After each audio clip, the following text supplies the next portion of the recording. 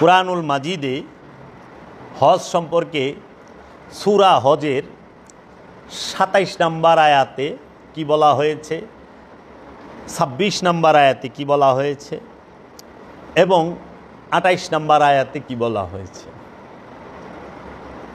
আপনি যদি খেয়াল করেন সূরা হজ আয়াত নাম্বার ২৭, সেখানে আল্লাহ রাব্বুল আলামিন বলতেছেন, আমি শব্দে শব্দে অর্থটি করতেছি। আমার প্রাণপ্রিয় মুর্শিদ কালান্দার বাবা জাহাঙ্গীর বা ইমান আল সুরেশ্বরী ওফি আনহুর লিখিত শব্দে শব্দে হুবহু অনুবাদ এই কুরআনুল মাজিদ থেকে। এই কুরআনুল মাজিদটি শব্দে শব্দে হুবহু অনুবাদ এবং অনেক কুরআনুল মাজিদের অনুবাদ থেকে আমি দেখেছি। বিসমিল্লাহির রহমানির রহিম। ওয়া আযিন ফি নাসি বিল হজ্জি ইয়াতুকা রিজালাও ওয়া আলা কুল্লি দামিরি ইয়াতিনা মিন কুল্লি ফাজ্জিন আমিকিন। এর অর্থটি হচ্ছে, এবং ঘোষণা দাও মানুষদের মধ্যে হজের তোমার নিকটে আসিবে পায়ে হাঁটিয়া এবং শীর্ণকায় সর্বপ্রকার উটের উপর, তাহারা আসিবে সব রকম দূরবর্তী পথ হইতে। সূরা হজ আয়াত নাম্বার ২৭। এর হুবহু বাংলা অর্থটি হচ্ছে ওয়া এবং আযিন ঘোষণা দাও। ঘোষণা দেওয়ার আরবি হইল আযিন, ঘোষণা দাও ফি মধ্যে নাসি মানুষের বিল হজ্জি হজের, ইয়াতুকা তোমার নিকট আসিবে। ইয়াতুকা তোমার নিকট আসিবে, কার নিকট আসবো? ইব্রাহিম আলাইহিস সালামের নিকট হজ করার জন্য। খুব খেয়াল করেন, ইয়াতুকা তোমার নিকট আসিবে, রিজালাও হাটিয়া, ওয়া এবং আলা উপর, কুল্লি সর্ব, দামিরি শীর্ণকায় উটের, ইয়াতিনা তাহারা আসিবে, মিন হইতে, কুল্লি সমস্ত, ফাজ্জিন রাস্তা, আমিকিন দূরবর্তী। এবং ঘোষণা দাও মানুষদের মধ্যে হজের তোমার নিকট আসিবে পায়ে হাঁটিয়া এবং শীর্ণকায় সর্বপ্রকার উটের উপর, তাহারা আসিবে সব রকম দূরবর্তী পথ হইতে। এর পূর্বে ২৬ নম্বর আয়াতে বলা হয়েছে, এবং যখন ইব্রাহিমের জন্য আমরা নির্দিষ্ট করিয়াছিলাম ঘরের স্থানকে, শিরক করিও না আমার সাথে কোনো কিছু, আমার ঘরকে তওয়াফকারীদের জন্য পবিত্র রাখো এবং কায়েমকারীদের জন্য এবং রুকুকারীদের জন্য এবং সেজদাকারীদের জন্য। হ্যাঁ, এবং এইখানে সবচেয়ে বড় বিষয়টি হলো, এবং ইব্রাহিমের জন্য আমরা নাহানু রূপে বলেছেন, নির্দিষ্ট করিয়াছিলাম ঘরের স্থানকে, যে শিরক করিও না আমার সাথে কোনো কিছু, আমার ঘরকে তওয়াফকারীদের জন্য পবিত্র রাখো এবং কায়েমকারীদের জন্য এবং রুকুকারীদের জন্য এবং সেজদাকারীদের জন্য। খুব খেয়াল করবেন, আমি আপনাদের সামনে যে কথাটি বলবো সূরা হজের ২৭ নম্বর আয়াতটি আপনারা গভীরভাবে খেয়াল করবেন। ২৬ নম্বর আয়াতটি গভীরভাবে খেয়াল করবেন।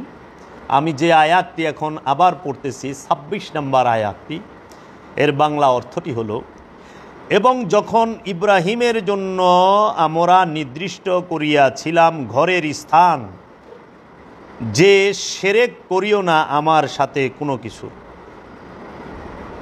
আমার ঘরকে তওয়াফকারীদের জন্য পবিত্র রাখো এবং কায়েমকারীদের জন্য এবং রুকুকারীদের এবং সেজদাকারীদের জন্য। এখন খেয়াল করার বিষয় হলো, আল্লাহ যেখানে বলতেছেন আমার ঘরকে তওয়াফকারীদের জন্য পবিত্র রাখো এবং কায়েমকারী যারা তাদের জন্য এবং রুকুকারীদের জন্য, সেজদাকারীদের জন্য। এখন কথা হইল, ইব্রাহিম আলাইহিস সালাতু ওয়াস সালামকে বলতেছে আমার ঘরকে পবিত্র রাখো। তো আমরা দেখতে পাই কাবা ঘর নির্মাণ করেন ইব্রাহিম আসসালাতু ওয়াস সালাম হজরত ইসমাইল আলাইহিস সালামকে নিয়ে। তখন ইব্রাহিম আলাইহিস সালামের জাহিরি বয়স আমরা যতটুকু জানি 100-র উপরে, 100 বৎসরের উপরে। কারণ ইসমাইল আলাইহিস সালাম এবং মা হাজেরাকে মক্কায় রেখে আসার পরে ইসমাইল আলাইহিস সালামের বয়স যখন এই 7-8 হয়, এই সময়ে মধ্যে কাবাঘর নির্মাণ করেন পুত্রকে নিয়ে পিতা। কিন্তু আল্লাহ বলতাছে আমার ঘরকে তোয়াফকারীদের জন্য পবিত্র রাখো, ইব্রাহিম নবীকে, এবং কায়েমকারীদের জন্য, রুকুকারীদের জন্য, সেজদাকারীদের জন্য। তার মানে কি রুকুকারী আগেও ছিল, সেজদাকারী আগেও ছিল, কায়েমকারী কিয়ামকারী সলাতকারী আগেও ছিল। আমরা এখান থেকে এইটার আভাস পাই। এবং এই আয়াত থেকে আমরা এইটুক বুঝতে পারি যে আমরা কাবার যে দুইটি রূপ, জাহের আর বাতেন, সব জিনিসেরই দুইটা দিক আছে, একটি জাহের একটি বাতেন, একটি ভেতরের দিক একটি বাহিরের দিক, একটি আনুষ্ঠানিক দিক একটি মূল দিক, আনুষ্ঠানিক দিক মূল দিক, একটি আসল একটি রূপক। তার প্রমাণ আমরা পাই কুরআনুল মাজিদে আল্লাহ বলছেন হুয়াল আউয়ালু ওয়াল আখিরু ওয়াজ জাহিরু ওয়াল বাতিন। তিনি আল্লাহ, তিনি আউয়াল আদি, তিনি আখের, তিনি শেষ, তিনি জাহের প্রকাশ, তিনি বাতিন গোপন। প্রত্যেকটা জিনিসের দুইটা দিক আছে, একটি মেজাজি কাবা একটি হাকিকি কাবা। মেজাজি কাবাটি হচ্ছে মক্কা শরীফে, মানে মক্কা নগরীতে, মক্কা শহরে মসজিদুল হেরেমকে বলা হয় মেজাজি কাবা। মেজাজি কাবাটি বাক্কায় অবস্থান করে। মক্কা শহরের বাক্কা নামক স্থানে মসজিদুল হেরেম অবস্থান করে। এই মসজিদুল হেরেম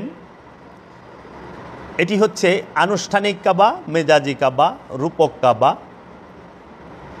আর আসল কাবা হচ্ছেন আল্লাহর নবী, আল্লাহর রসুল ইব্রাহিম খলিলুল্লাহ আলাইহিস সালাতু ওয়াস সালাম এবং ইসমাইল জবিহুল্লাহ আলাইহিস সালাতু ওয়াস সালাম।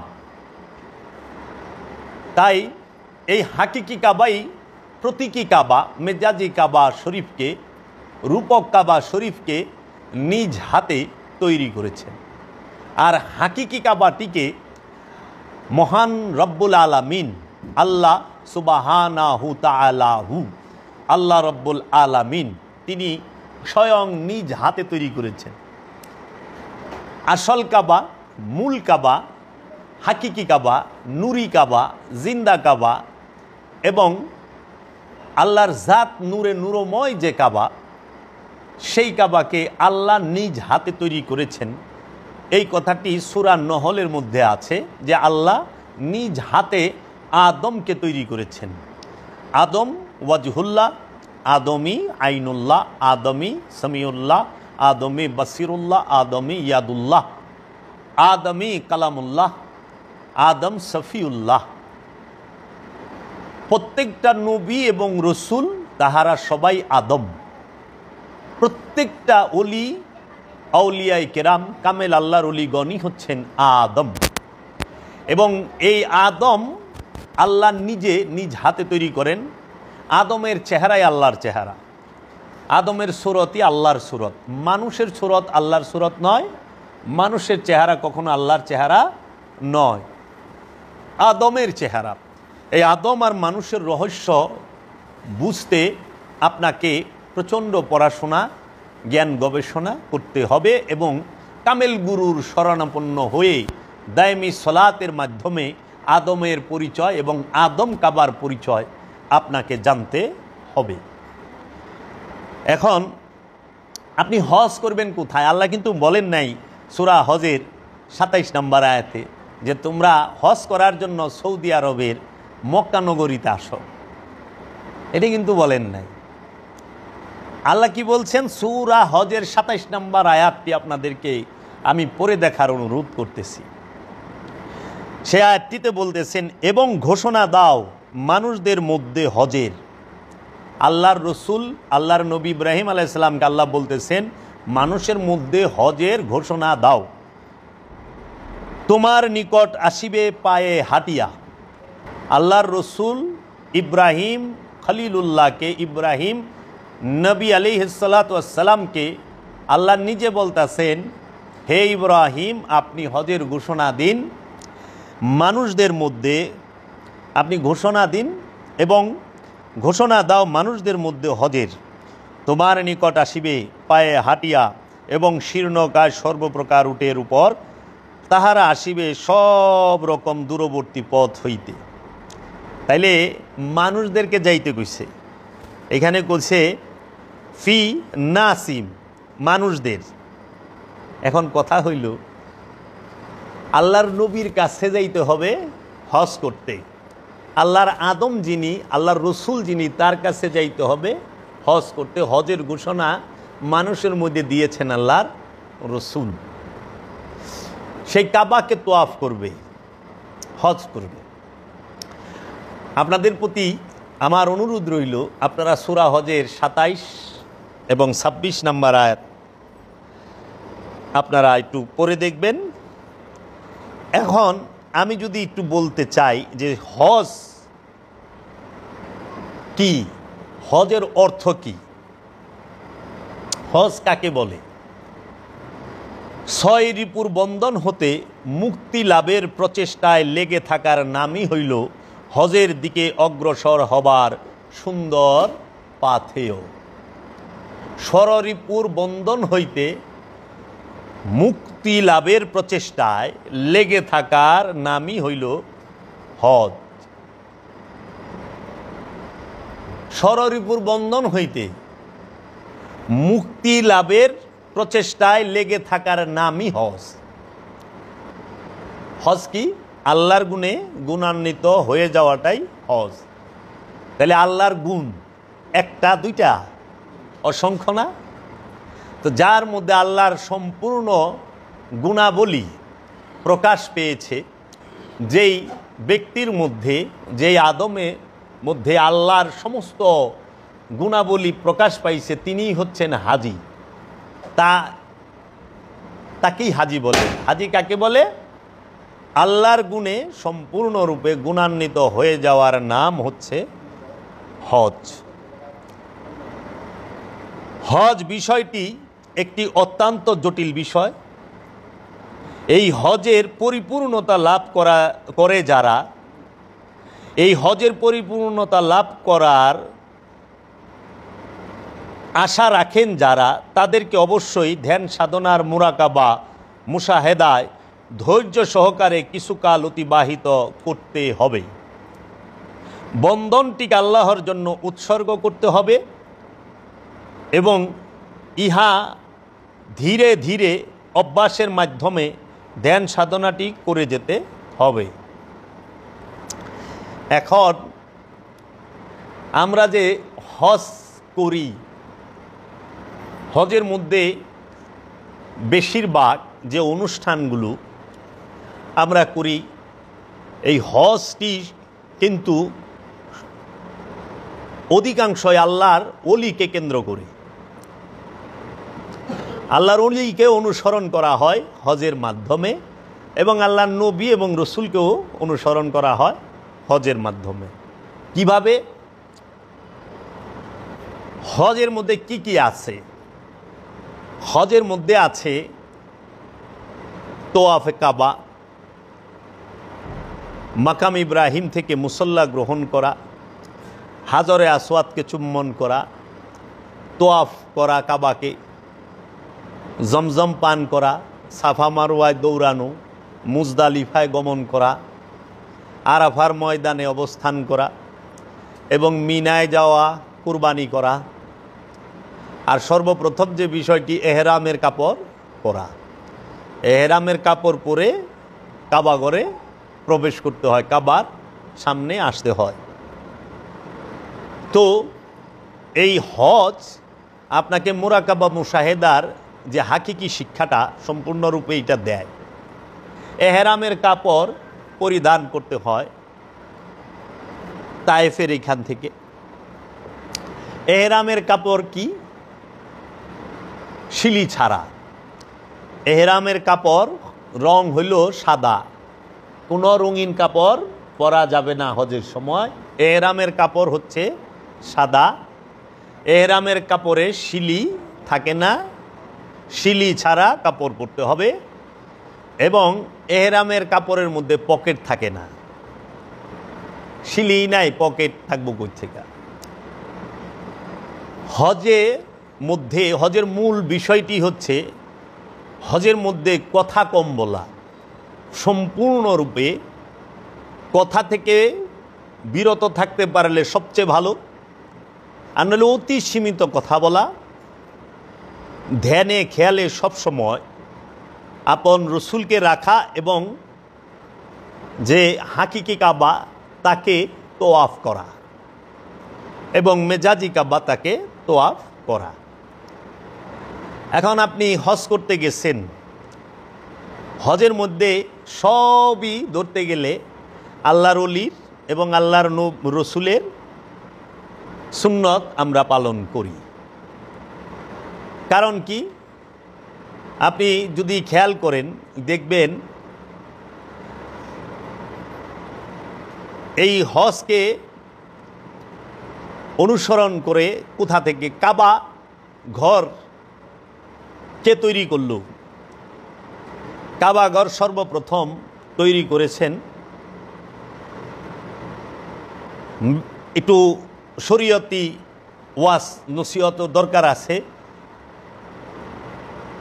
আমরা জানতে পাই কাবা ঘর তৈরি করেন, যেটা আনুষ্ঠানিক কাবা, মেজাজি কাবা, রূপক কাবা, সেইটা সর্বপ্রথম ফেরেশতারা।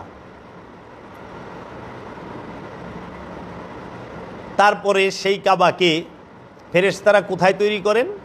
আমরা শুনে থাকি বড় বড় আলেম ওলামায়ে কেরামদের লিখিত কিতাব থেকে এবং তাদের বর্ণনা থেকে, যে সাতবক জমিনের নিচ পর্যন্ত ফেরেশতারা কাবাকে তৈরি করছেন, সর্বপ্রথম জিবরাইল আলাইহিস সালাম। তারপরে সেই কাবাকে দৃশ্যমান করেছেন, সেই কাবাকে দৃশ্যমান করছেন জমিনের উপর থেকে আদি পিতা, প্রথম মানব, প্রথম পরিপূর্ণ মানব, কমপ্লিট ম্যান, হযরত আদম আলাইহিস সালাম, আদম সফিউল্লাহ। এবং খুব একটা উঁচা করে নাই, আমরা যতটুকু শুনতে এবং জানতে পারি, হাইটটা কম ছিল। তখন এই কাবা ঘরকে আদম আলাইহিস সালাম তৈরি করলেন এবং দ্বিতীয়বার সংস্কার করলেন আদম আলাইহিস সালামের ছেলে হযরত শীশ আলাইহিস সালাম। তিনি তারপরে কাবা ঘরকে তৈরি করলেন। শীশ আলাইহিস সালামের পরে 3 নম্বরে সংস্কার করলেন, মেরামত করলেন ইব্রাহিম আলাইহিস সালাম। এখানে আপনাদের একটি তথ্য জেনে রাখা ভালো, সেই তথ্যটি হচ্ছে ইব্রাহিম আলাইহিস সালাম যখন কাবা সংস্কার করেন, মেরামত করেন, তার পূর্বে 2 জনে কাবা সংস্কার এবং মেরামত করেছেন, একজন শীশ আলাইহিস সালাম, একজন আদম আলাইহিস সালাম। আদম আলাইহিস সালামের জমানায় কাবা ঘরের ছাদ ছিল না উপরে, এবং শীশ আলাইহিস সালামের জমানায়ও কাবা ঘরের ছাদ ছিল না। এবং ইব্রাহিম আলাইহিস সালাম এবং ইসমাইল আলাইহিস সালাম যে কাবা ঘর তৈরি করেছেন, সেই সময়ও কাবাতুল্লাহ, কাবা বাইতুল হেরেম, মসজিদুল হেরেমের উপরে ছাদ ছিল না। এখন কথা হইল, কাবার মধ্যে আল্লাহ থাকে, তাই না? কাবা আল্লাহর ঘর। কাবা মানেই হচ্ছে লক্ষ্য, আর কেবলা মানেই হচ্ছে উদ্দেশ্য। লক্ষ্যে পৌঁছাবার জন্য উদ্দেশ্যর প্রয়োজন হয়। তো কাবা আমাদের কেন মূল লক্ষ্য? কারণ কাবা আল্লাহর ঘর, আল্লাহ কাবার মধ্যেই থাকেন। আল্লাহ রব্বুল আলামিন এই মেজাজি কাবা এবং হাকিকি কাবা দোনো কাবার মধ্যেই জাত এবং সিফাত রূপে আছেন। সিফাতি কাবার মধ্যে, মেজাজি কাবার মধ্যে আল্লাহ মেজাজি রূপে, সিফাত রূপে আছেন, আর জলিল কাবা আর খলিল কাবা।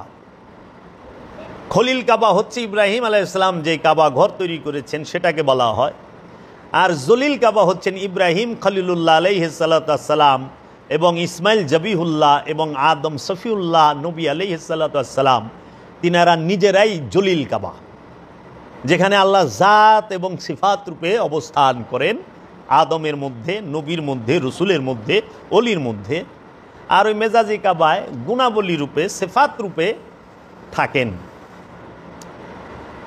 এখন আমাদের অধিকাংশ মানুষেরই জানা ছিল না যে পবিত্র মক্কা নগরীতে বাক্কা নামক স্থানে যে মসজিদুল হেরেম বাবা আদমের দ্বারা তৈরি হয়েছেন, হজরত শীশ আলাইহিস সালামের দ্বারা তৈরি হয়েছেন, এবং ইব্রাহিম খলিলুল্লাহ আলাইহিস সালাতু ওয়াস সালাম যে সংস্কার করেছেন ইসমাইল আলাইহিস সালামকে নিয়ে, সেই কাবাঘরের ছাদ ছিল না।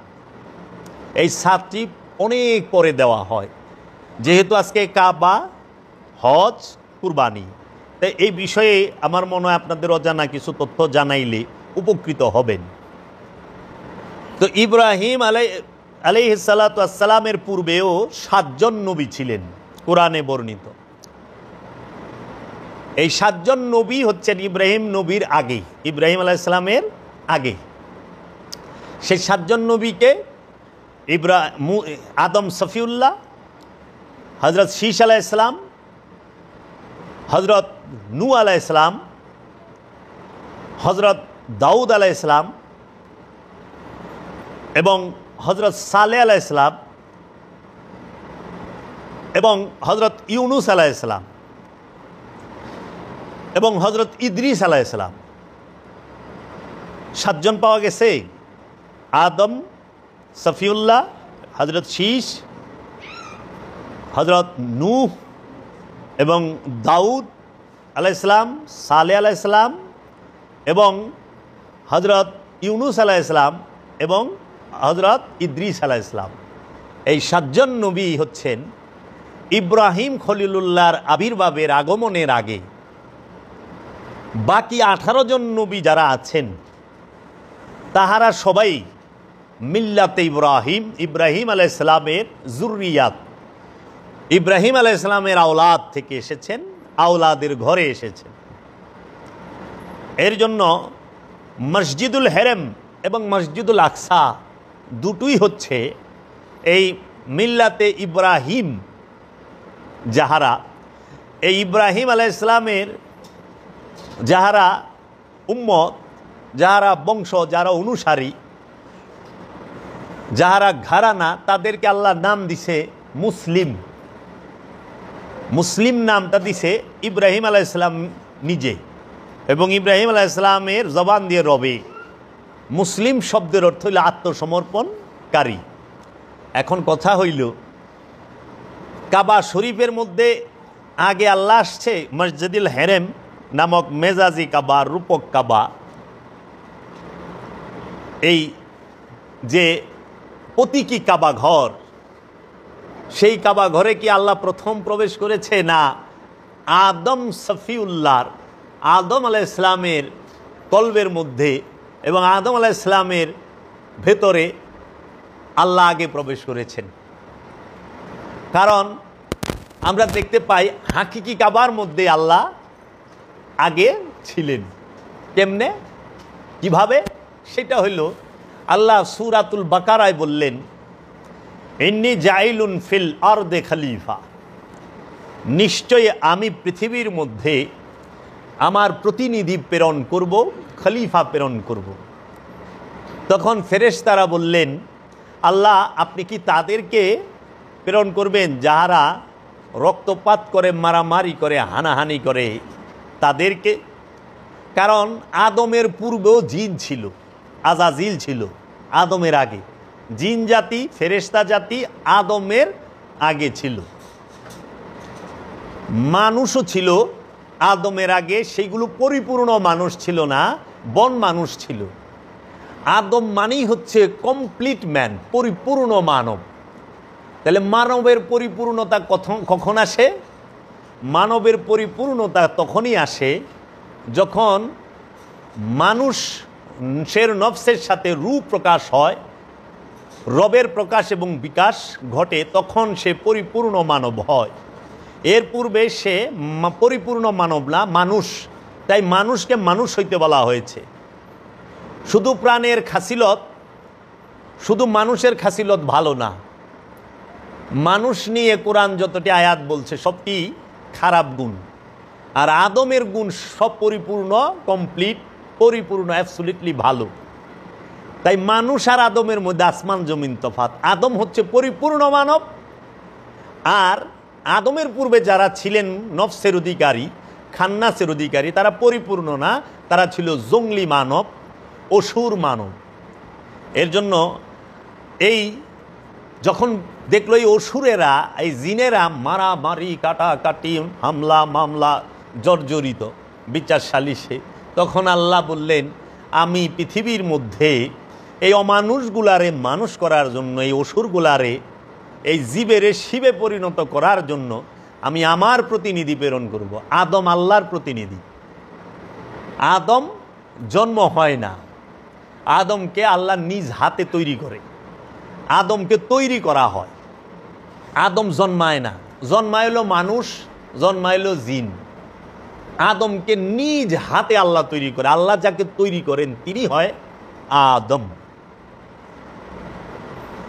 এখন মানুষ কি করছে? যারা চতুর, আমাদের ধর্মীয় দর্শনে যারা চতুর, তাহারা ইনসানকে মানে মানুষকে আর আদমকে মিলাই ফেলাইছে, খিচুড়ি বা পাকায় ফেলাইছে, এবং মমিনকে, আমানুকে, মুসল্লিকে তারা মিলাই ফেলাইছে। মানে সুফি দর্শন, আধ্যাত্মবাদ, এলমে তাসাউফ, এলমে লাদুনি, এলমে কলব, এই বিদ্যাটাকে তারা সম্পূর্ণরূপে ধামাচাপা দেওয়ার একটা অপচেষ্টা করেছে।